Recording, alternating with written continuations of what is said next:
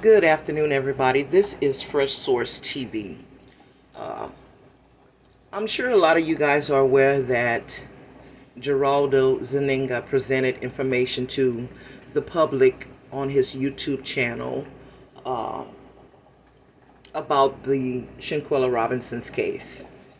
Some of the information we already knew, some of the information we didn't know. Okay? Um, I'd first like to start off by saying that although I do respect and appreciate the information that he put out about Shanquella's case in the beginning, um, I am having some problems with what's going on right now as it relates to the information. Um, a lot of us were in that live on last night, and he spoke about a lot of things that he could not give receipts to, or as he said, he could not speak on because he didn't want to jeopardize the investigation. That was my interpretation of what he was saying. However, coming from a community where receipts are important, I just found it really, really odd that he would present information without presenting receipts. In particular, about a case like this. I mean, seeing is believing. Uh, we want to have tangible evidence and receipts as to what these YouTubers are putting out. That could either sway us into believing what they're saying or sway us in the opposite direction of not believing what they're saying. Or we can just remain neutral. In this little video, I choose to voice my opinion because, like I said, I do respect him for giving us the information, the valuable information that he did in the beginning. But as time went on, I started feeling kind of funny about his information. Now, I choose to voice my opinion today because he said something that really, really struck me as extremely odd that he would say that. It caused alarms to go up for me, and it didn't take much for me to realize that maybe something else is going on with Mr. Zeninga. Now, as I stated, he said a lot of things, but the two things that really caught my attention that I cannot remain silent about is he said that the photographs that he was given, he turned it over to the proper authorities. Okay, good enough.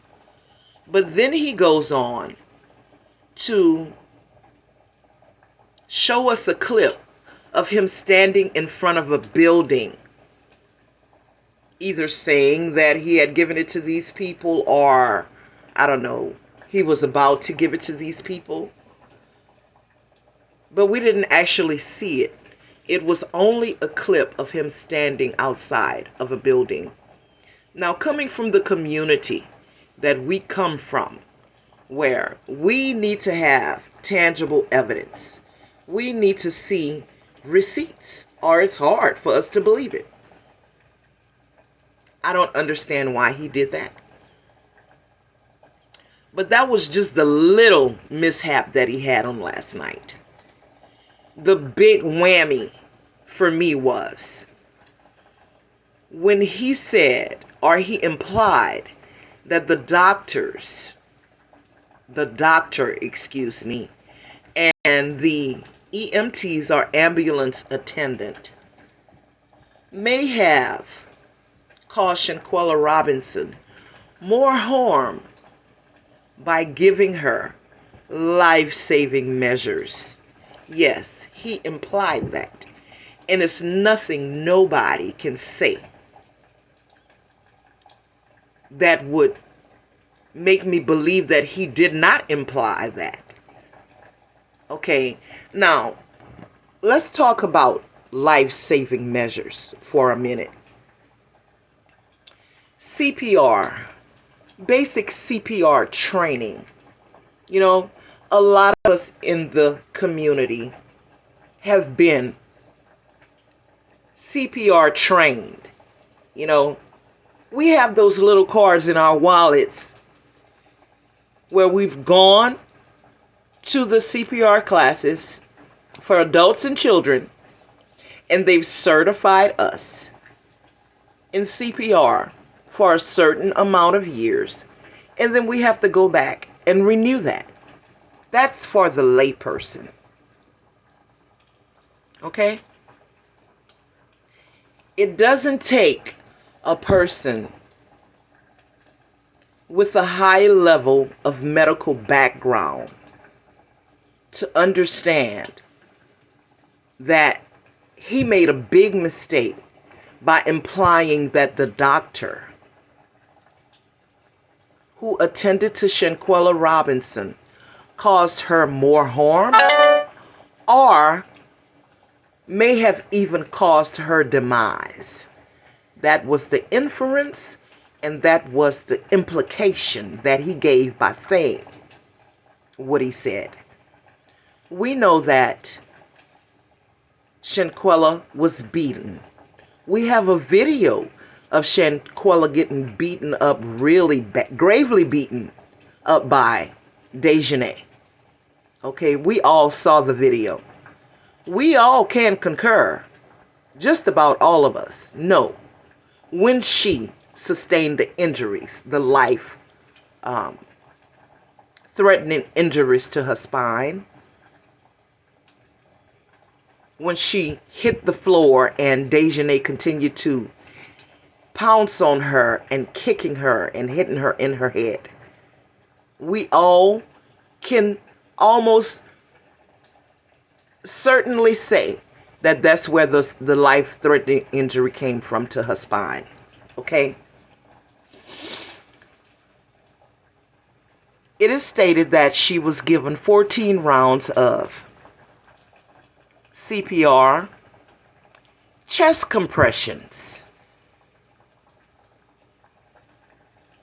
in which makes him feel like by them giving her 14 rounds of chest compressions that they may have caused her more harm than good.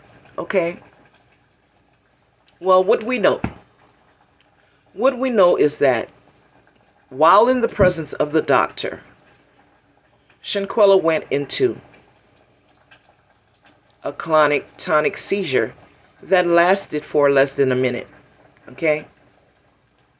Now, what caused the doctors to render life-saving measures to Shanquella Robinson? The doctors saw that she was no longer breathing, and yes, she went into cardiac arrest. Now, Shanquella Robinson is 25 years old. The doctor is going, and the EMT or the ambulance attendants are going to try to save her life. Okay? They are going to render CPR to a person who is not breathing, a person who has gone into cardiac arrest. They're going to do that. When it comes to her injuries, it doesn't take a person with a high level of medical background to know that it doesn't matter what the injury is. The fact that she had stopped breathing and gone into cardiac arrest was just cause for them to start life-saving measures on Shanquella Robinson. That injury becomes second nature. Okay? They put that injury behind their mind because now they're dealing with a person who is not breathing. So the ultimate goal is to restart the heart and get that person to start breathing again. That injury becomes second nature. It doesn't take a person with a high level of medical background to know this. And for him to pass that type of information off to the public with nobody saying, can you elaborate on what you're saying? Or do you realize by you implying that the doctors cause Shanquella Robinson more harm, you're also shifting blame from Dejanay, who delivered the blows that caused the spinal injury, which was atlas luxation and severe spinal cord injury. You're shifting the blame from Dejanay onto the doctor. And that is so unfair. Regardless of what we think about the doctor and how they arrived, if their stories collaborate with one another or if they're telling the truth, none of that matters. What we know is, what can be proven is that doctor and those EMTs or ambulance attendants did try to revive Shanquella Robinson without success.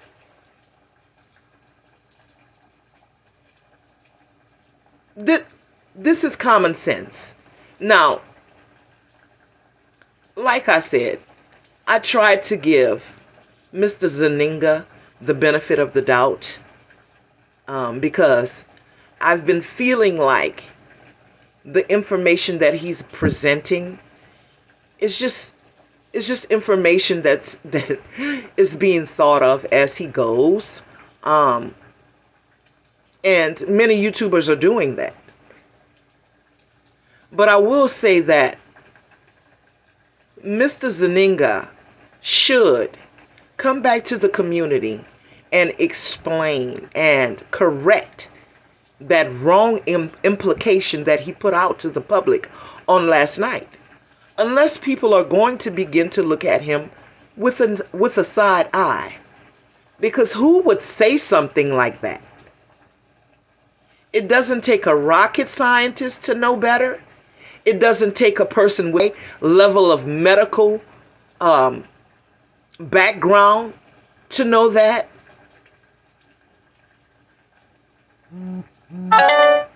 Or anything like that. That information was a far stretch. Okay? And it was just wrong. Because now some people are going to say, okay, well, he said that. He said that the doctors caused more injuries to Shanquella Robinson. Well, did they cause her death? But no, they didn't cause her death because she was already dead. And that was the reason for starting life-saving measures. People are not stupid. Okay? You cannot perform life-saving measures on a person who is living. Okay?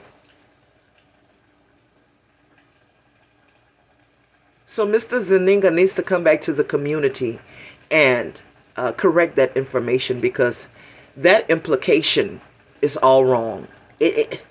If the authorities are paying his investigation any mind, they're going to get it wrong because of his implication. But I know that people are smarter than that.